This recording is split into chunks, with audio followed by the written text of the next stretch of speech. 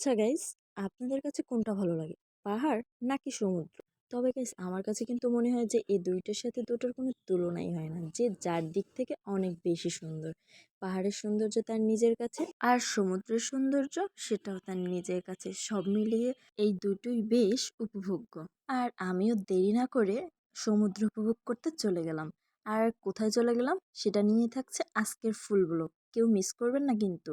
Myself তনুদাস, welcome back to my another new blog. সবার কি অবস্থা, কেমন আছেন সবাই?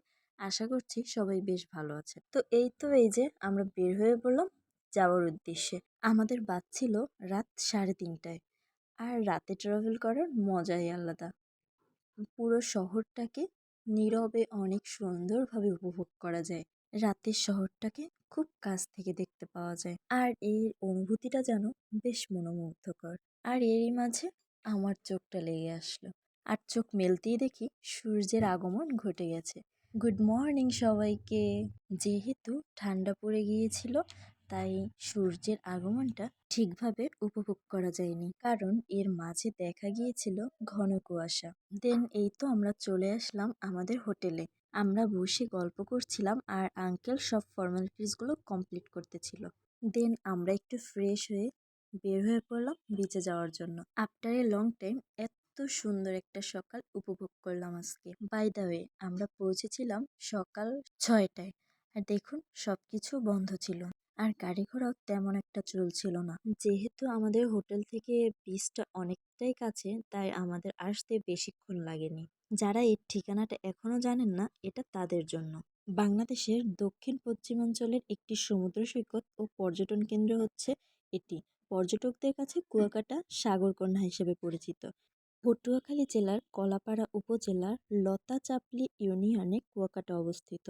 ঢাকা থেকে সড়কপথে এর দূরত্ব 380 কিলোমিটার, আর বরিশাল থেকে এর দূরত্ব 108 কিলোমিটার। 18 কিলোমিটার দৈর্ঘ্যের সৈকত বিশিষ্ট কুয়াকাটা বাংলাদেশের অন্যতম নৈসর্গিক সমুদ্র সৈকত। বাংলাদেশের এটাই একমাত্র সৈকত যেখান থেকে সূর্যোদয় এবং সূর্যাস্ত দুটোই ভালোভাবে দেখা যায়। সবচাইতে ভালোভাবে সূর্যোদয় দেখা যায় সৈকতের গঙ্গামতির বাঁক থেকে, আর সূর্যাস্ত দেখা যায় পশ্চিম সৈকত থেকে।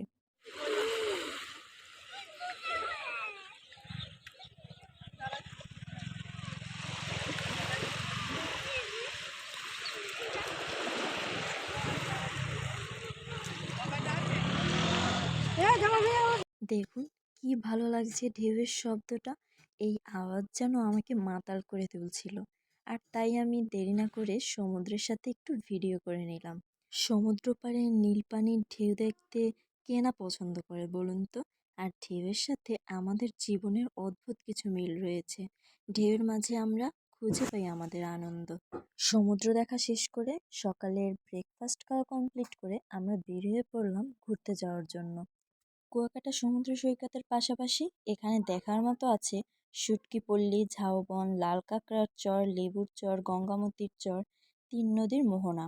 মোটরসাইকেল বা অটোরিকশায় একদিনে এসব দর্শনীয় স্থান দেখা যায়। 600 থেকে 1000 টাকার মতো ভাড়ায় এসব সব স্থানগুলো ঘুরে দেখাবে।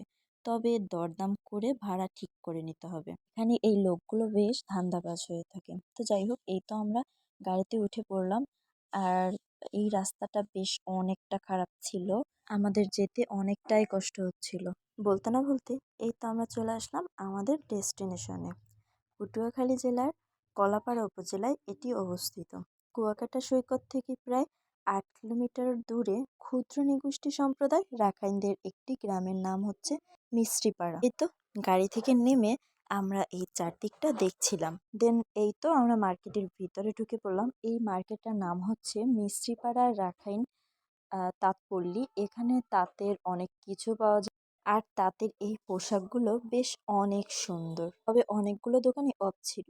এখানে বেশিরভাগই হচ্ছে শীতের পোশাকগুলো পাওয়া যাচ্ছিল। শীতের সোয়েটার থেকে শুরু করে চাদর থেকে শুরু করে অনেক কিছু পাওয়া যাচ্ছিল, আর সেগুলো কিন্তু সবই তাঁতের ছিল।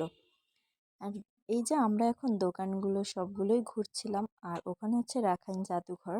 রাখাইন জাদুঘরে আমরা পরে ভিজিট করব, ওখানে আগে যাব না। তো এই তো এই সাইড থেকে দোকানগুলো সব ভিজিট করছিলাম, আর এই যে শেষ প্রান্তে এসে দেখছি এই মহিলাটা হয়তো কিছু বুনছিল, মানে চাদর বুনছিল, কারণ ওখানে উপরে দেখতে পাচ্ছিলাম চাদর।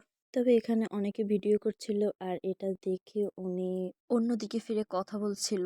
হয়তো এই ভিডিও করাটা উনি পছন্দ করছিল না। যাই হোক, আমার কাছে এই জিনিসটা আমার কাছে খুবই ভালো লেগেছে। আমি প্রথমবার দেখেছি। দেন চলে এসেছি এই যে আচারের দোকানে। এখানে বিভিন্ন রকমের আচার বিক্রি করা হয়। আর কুয়াকাটা এসেছি, আচার নেব না, এটা কি কখনো হয় গাইস বলুন তো?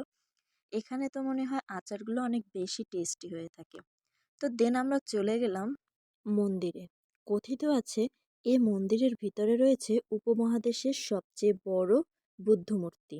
এর সৌন্দর্য এক কথায় অতুলনীয়। আর এর বাউন্ডারি ঘেরা রয়েছে অনেক রকম ফুলের বাগান, যেটা এর সৌন্দর্য আরো বাড়িয়ে তুলেছে। আর বিহারটির চারদিকে পাকা দেয়াল নির্মাণ করা হয়েছে। ইন্দোচীনের সৌকর্য ঠিক রেখে বিহারটি সংস্কার করায় এর সৌন্দর্য আরও বহু গুণে বেড়েছে। প্রতিদিন এখানে শত শত দর্শনার্থীর আগমন ঘটে। মুখরিত থাকছে মিষ্টিপাড়া, রাখাইন পল্লী সহ বৌদ্ধবিহার এলাকা। আসলেই দেখুন এই বৌদ্ধ মূর্তিটি কতটা সুন্দর। প্রায় ১১৩ বছরের পুরনো ঐতিহ্যবাহী এই বিহারটি সিডর আইলায় বিধ্বস্ত হয়। টিনের বেড়া এবং চাল লণ্ডভণ্ড হয়ে যায়।